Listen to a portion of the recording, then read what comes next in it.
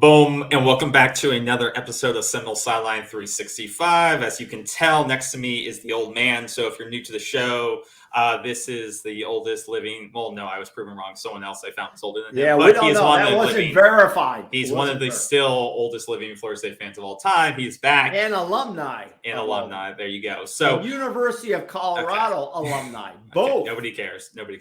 All right. So we're going to talk about some trending news today. This is something we haven't really covered on this channel a lot because I don't really care until they're actually signed on campus for the most part.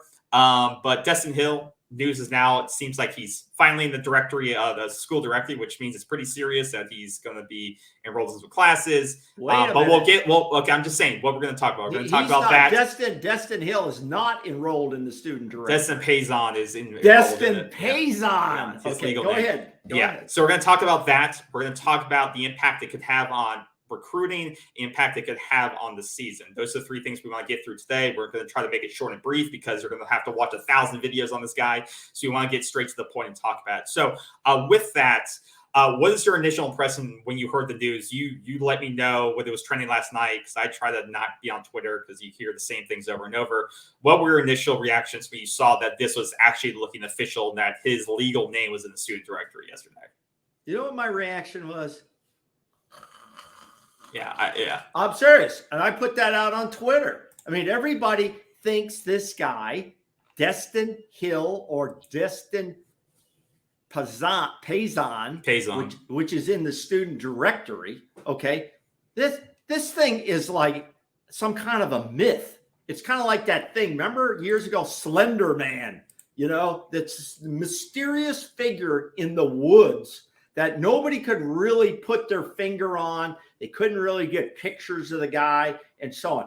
This is no disrespect to Destyn Hill or Destyn Hill Pazon. No disrespect. We welcome Destyn to the FSU family if he shows up next week, I think, when they all start processing through the Moore Center, from what I've heard, and every FSU insider media guy and gal is going to be out there watching for the second coming of Christ. Yeah. I mean, that's my reaction. And I am spirited about this. I've been following it for a while. I was following it overseas in Portugal, and I just got back from we don't very nice. Okay. What I'm saying is that's my reaction. I'm like, I think this guy, wait a minute, let me finish. We don't even know what the guy's name is. It shows up. No, wait, it shows up in the student directory. Did it show up on the team roster? Not yet. But I don't care what his last name is. It could be Pazon. It could be Hill. Yeah, but it adds to the mystery. I don't care. It does. But that's the thing. I don't care about his history. As long as he wasn't in legal trouble, that's all I care about. He could be dealing with family issues. Well, we don't know what. Exactly. And I don't care. I'm not an investigative journalist, so I don't care about that. I care if he's in shape when he gets on campus. That's what I care about. That's all I care about. If he looks like he's on shape and he's ready to go and he took care of himself while he was off for 2 years, that's what I care about. That's what I care about. Because the reason why everyone cares so much about this kid is because he was basically a top 100 player when they signed. He's probably still one of the top recruits at Norvell. He's still one of the top recruits that Mike Norvell has signed as a high school recruit out of anybody. This is the guy that came in from McLean, Andrew Parchment. That's how old this is.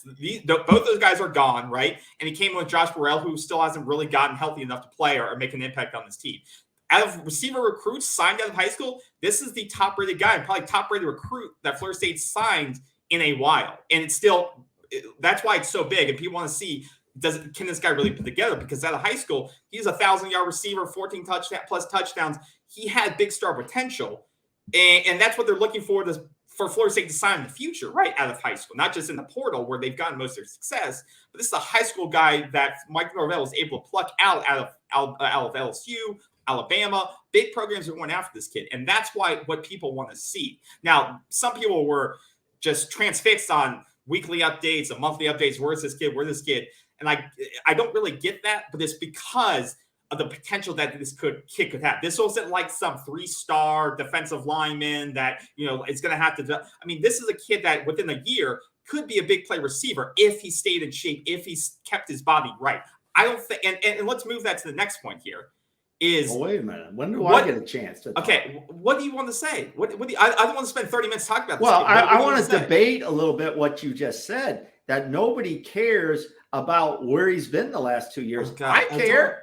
I want. Why? It's none of our business. Because I want to know how this all. You're missing the point. Is Mike Norvell is always worried about the culture of the football team and the culture of what takes place. Wait a minute. What takes place in the locker room.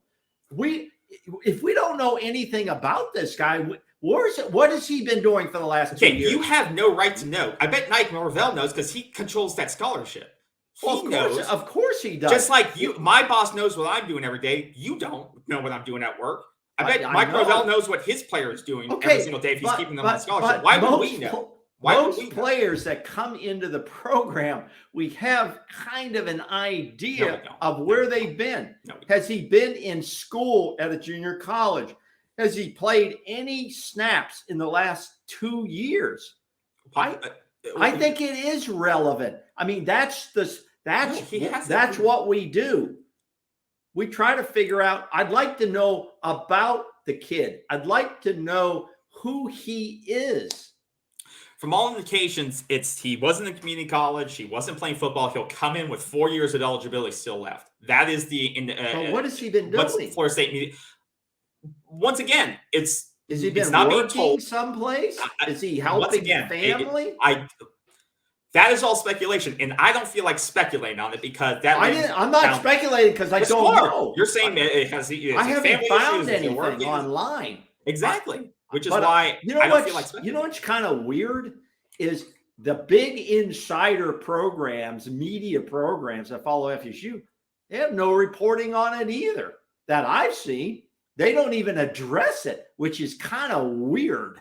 You know, I'm just saying all they said was it was a personal matter. The official statement that delayed his enrollment. The official statement was his enrollment is delayed due to a personal matter with respect to his family's privacy. We are looking forward to him joining our program in the future. That was the official statement a while ago, and that was it. Okay, eventually it's going to come out, so they can hide it. People can hide it all you want, but there are people that are going to dig into this story. It's not going to be us. We react. It's not going to be us, but it's going to come out. I mean, that's what sports is all about. But that's the point, and that's the point. Because college football has changed and kids are being paid now, and this is semi-pro ball, it's going to be even more coming out. Okay, because it's not the same ball game. But that negates your point. Because Florida State, if they had concerns about why he was gone for so long, this is a team that needs receivers, that is desperate for receivers. There's guys in the portal. We're not There's Keon Coleman. They don't need him. So that's the point. So if there was off-field concerns about him bringing bad culture into the program, or he had some really bad off-field issues, Mike Norvell would have no issue of cutting him loose. I didn't. But that's what you're saying. You said you don't want him to bring anything in, or I didn't say that. Pick up dirt. You just said play back the film. I didn't say You said they're going to find stuff. You're going to dig in and they're going to find stuff means, what have you been doing for the last 2 years? Yeah, and if Mike Norvell had concerns about what they negative, that doesn't mean it doesn't mean negative. It could be good stuff. He could have been out on a church mission for all I know. Great, and I hope he was. I don't know, but here's what I don't like. First of all, the FSU media hype on Mr. Hill has been outrageous over the months and years, or whatever we're going to go back. They have put a lot of pressure on this kid now, and they put a lot of pressure on Mike Norvell and the locker room, that all of a sudden they're all going to be lined up out there at the Moore Center next week when summer classes kick off. He better be there to pick up his books and pencils, because did they do that for anybody else coming through the system? I mean, it's almost outrageous, in my opinion. This is the old man's opinion. I'm not saying everybody has to agree with it. We're aware. I wish Destyn Hill comes in, gets settled into the classroom, gets settled into the team, and makes great contributions for himself, the team, and his family. I wish that. But I like to know where people have they're doing, what they've been involved with. I don't think him not doing those things is an option in this program anymore. You've seen the way the test scores have gone up. You've seen the way the culture is.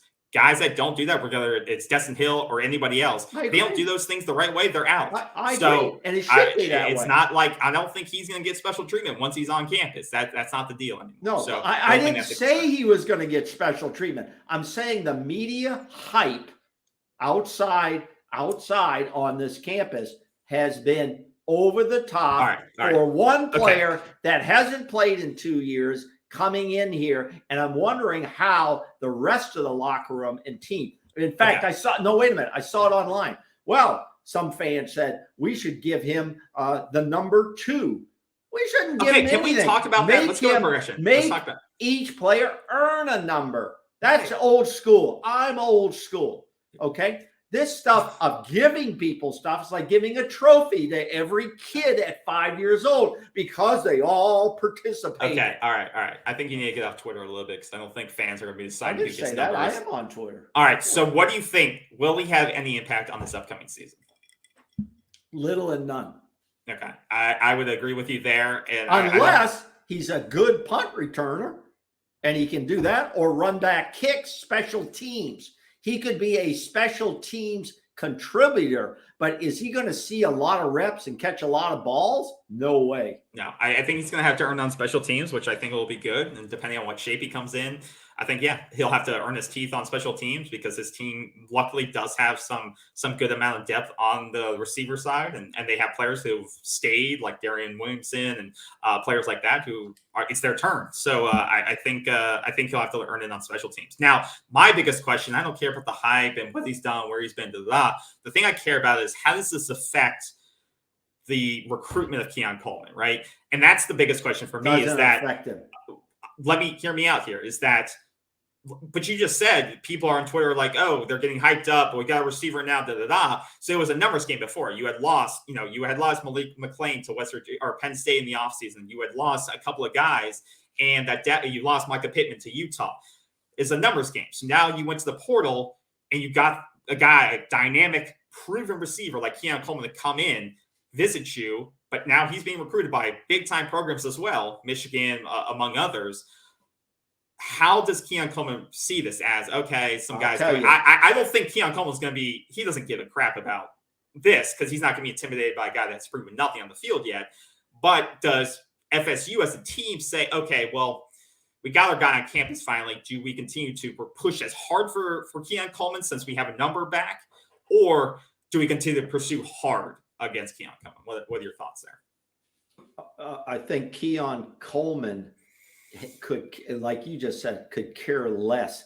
If Keon Coleman even thinks about this guy, then then Keon Coleman is not the guy I think he is. Keon Coleman has proven himself. Okay, he's not worried about Mr. Hill, and I guarantee that Florida State and Coach Norvell have assured Mr. Coleman that Mr. Hill is in no competition with Mr. Coleman, period. Yeah, I don't think there's no doubt about that. There's no doubt. It's not even an issue. So I don't think it's an issue at all. Yeah, and that's the thing. I don't think, and luckily it's not a numbers game. Now, if this was down to you had one scholarship for receiver, now let's play that game. Say you only had one scholarship you could allocate to receiver now.